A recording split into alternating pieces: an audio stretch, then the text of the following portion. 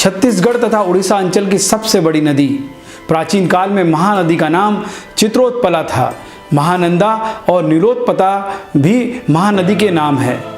महानदी का उद्गम रायपुर के समीप धमतरी जिले में स्थित सिहावा नाम के पर्वत श्रेणी से हुआ। महानदी का प्रवाह दक्षिण से उत्तर की ओर बहता है।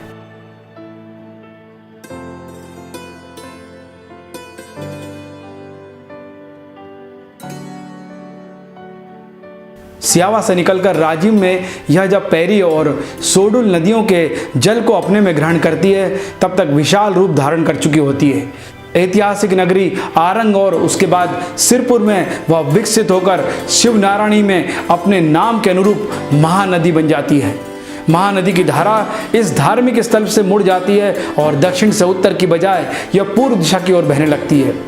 संबलपुर में जिले में प्रवेश से लेकर महानदी छत्तीसगढ़ से विदा लेती है। अपनी पूरी यात्रा का आधे से अधिक भाग वह छत्तीसगढ़ में बिताती है। सिहावा से निकलकर बंगाल की खाड़ी में गिरने तक महानदी लगभग 855 किलोमीटर दूरी तय करती है। छत्तीसगढ़ में महानदी के तट पर धमतरी, कांकेर, चरामा, राजिम, चंपारण, आरंग, सिरपुर, शिवरीनारायण और ओडिशा में संबलपुर, बिलागोर, कटक आदि स्थान हैं तथा पैरी व साडूर, शिवनाथ, हरसेद, अरपा, जौक, तेल आदि महानदी की प्रमुख सहायक नदियां हैं। महानदी का डेल्टा कटक नगर से लगभग 7 मील पहले शुरू होता है। यहाँ से यह कई धाराओं में विभक्त हो जाती है और बंगाल की खाड़ी में मिल जाती है। इस पर बने प्रमुख बांध रुद्री, गंगरेल और हीराकुंड है। इस नदी पूर्वी मध्य प्रदेश और उड़ीसा की सीमाओं को भी निर्धारित करती है। अत्यंत प्राचीन होने के कारण महानदी का इतिहास बहुत पुराना है। ऐतिहासिक ग्रंथों के अनुसार महानदी और उसके सहायक नदियां प्राचीन शुल्कमत पर्वत से निकलती है। इसका प्राचीन नाम मंदवाहिनी भी था। ऐसा उल्लेख केवल इतिहासकार ही नहीं बल्कि भूगोलविद भी बताते हैं। महानदी के संबंध में भीष्म पर्व में भी वर्णन है, जिसमें कहा गया कि भारतीय प्रजा चित्रोत्पला का जल पीती थी। अर्थात महाभारत काल में महानदी के तट पर आर्यों का निवास था। रामायण काल के पूर्व इक्ष्वाकु वंश के नरेशों ने महानदी के तट पर अपना राज्य स्थापित किया था। मुचकुंद, दंडक आदि का शासन प्राचीन दक्षिण कोसल में था। महानदी की घाटी अपनी विशिष्ट सभ्यता है। इस ऐतिहासिक नदी के तट पर शुरू हुई सभ्यता धीरे धीरे नगरों तक पहुंची। महानदी का उद्गम धमतरी जिले में स्थित सिहावा नामक पर्वत श्रेणी से होता है। महानदी का प्रवाह दक्षिण से उत्तर की तरफ है। यह प्रवाह दक्षिण प्रणाली के अनुरूप स्थलखंड के ढाल के स्वभाव के अनुसार बहती है, इसलिए यह स्वयंभू जलधारा है। प्रदेश की सीमांत उच्चभूमि से निकलने वाली महानदी की अन्य सहायक नदियां केंद्रीय मैदान की ओर प्रभावित होती है। महानदी के समकोण पर मिलकर यह जल संचय करती है।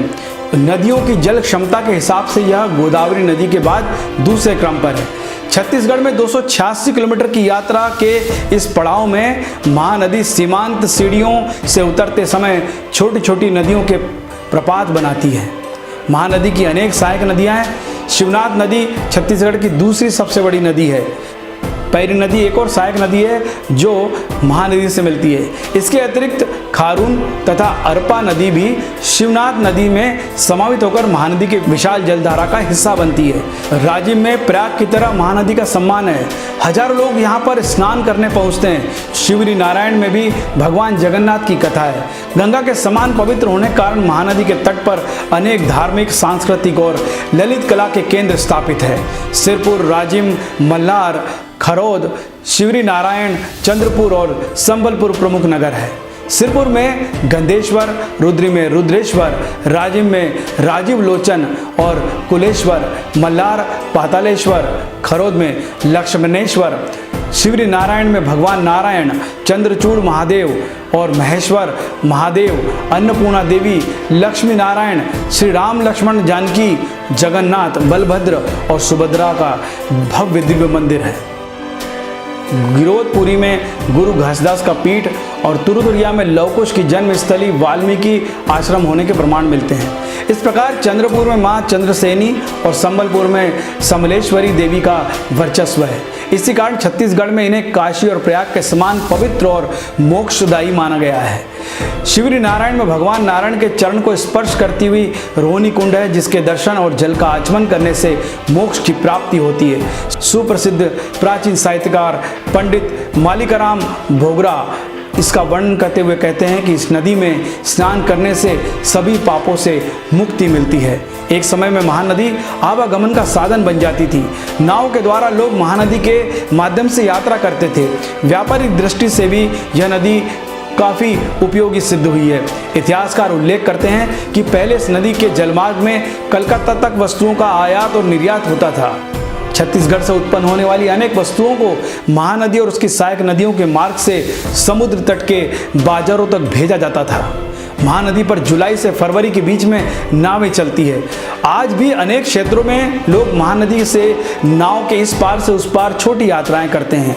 महानदी के तटवर्ती क्षेत्रों और आसपास हीरा मिलने के तथ्य भी मिले हैं।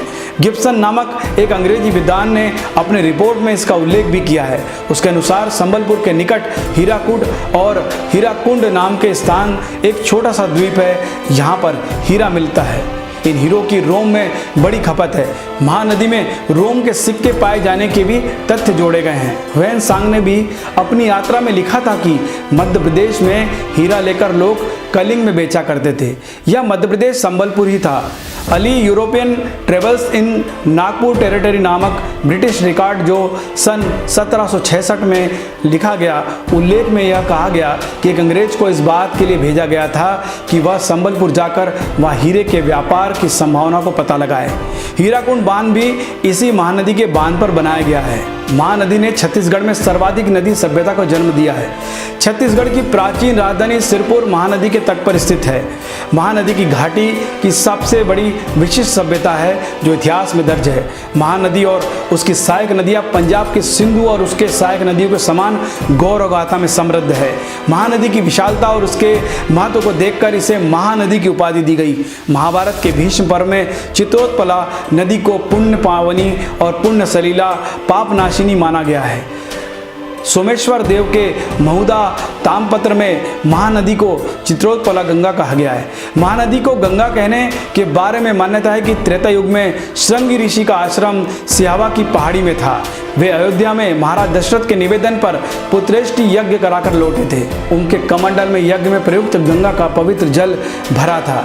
समाधि में उठते समय कमंडल का अभिमंत्रित जल गिर पड़ा और बहकर महानदी के उद्गम में मिल गया। गंगा जल के मिलने से महानदी गंगा के समान पवित्र हो गई। आज के लिए बस इतना ही। अगले एपिसोड में फिर हम एक नदी के साथ अपनी यात्रा जारी रखेंगे। तब तक के लिए नमस्कार।